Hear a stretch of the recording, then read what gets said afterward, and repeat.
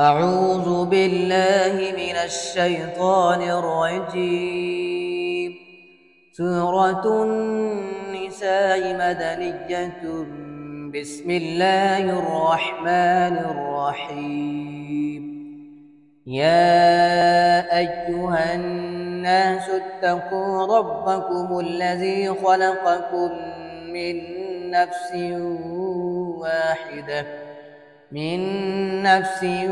واحدة وخلق منها زوجها وبث منهما رجالا كثيرا ونساء. واتقوا الله الذي تساءلون به والأرحام، إن الله كان عليكم رقيبا.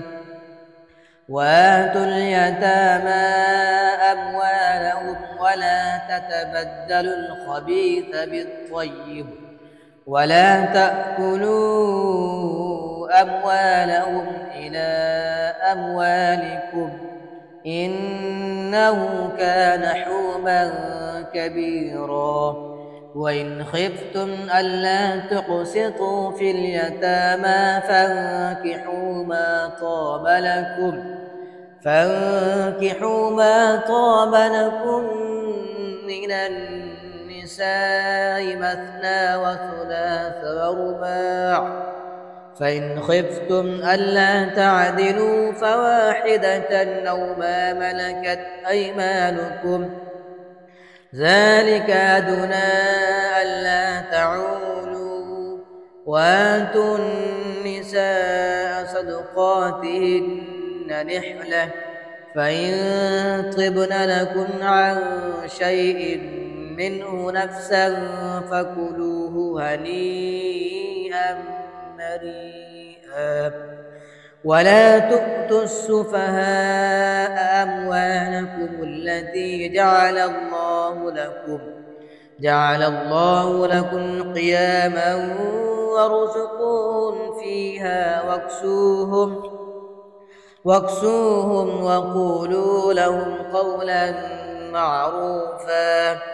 وابتلوا اليتامى حتى إذا بلغوا النكاح، فإن آنستم منهم رشدا فادفعوا إليهم أموالهم ولا تأكلوها إسرافا وبدارا أن يكبروا. ومن كان غنيا فليستعفف، ومن كان فقيرا فليأكل بالمعروف. فإذا دفعتم إليهم أموالهم فأشهدوا عليهم وكفى بالله حسيبا. للرجال نصيب مما ترك الوالدان والأقربون، وللنساء نصيب مما ترك الوالدان والأقربون مما قل منه أو كثر نصيبا مفروضا. وإذا حضر القسمة أولو القربى واليتامى والمساكين فارزقوهم منه وقولوا لهم قولا معروفا.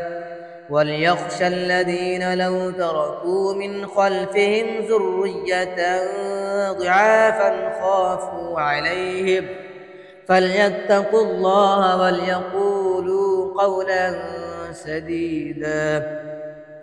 إن الذين يأكلون أموال اليتامى ظلما إنما يأكلون في بطونهم نارا وسيصلون سعيرا. يوصيكم الله في أولادكم للذكر مثل حظ الأنثيين، فإن كن نساء فوق اثنتين فلهن ثلث ما ترك وإن كانت واحدة فلها النصف ولأبويه لكل واحد منهما السدس مما ترك إن كان له ولد فإن لم يكن له ولد وورثه أبواه فلأمه الثلث فإن كان له إخوة فلأمه السدس من بعد وصية يوصي بها أو دين آباؤكم وأبناؤكم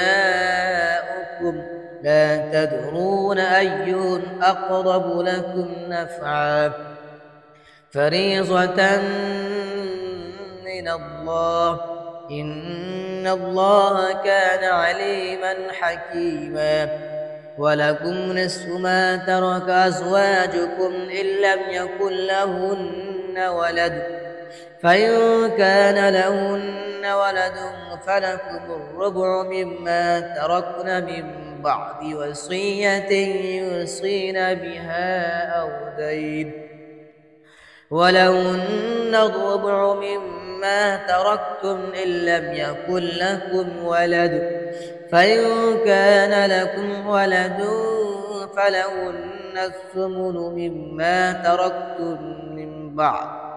مما تركتم من بعد وصية توصون بها أو دين وإن كان رجل يورث كلالة أب امرأة وله أخ أو أخت فلكل واحد منهما السدس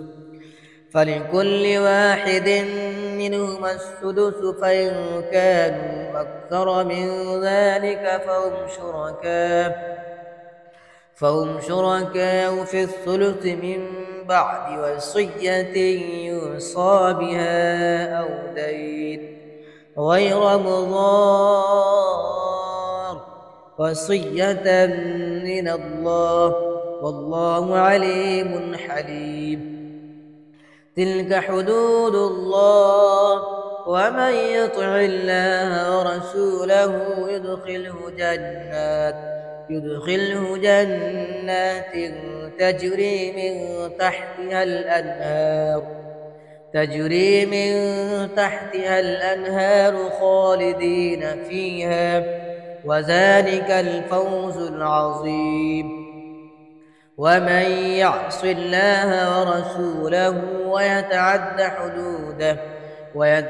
حدوده يدخله نارا خالدا فيها وله عذاب مهين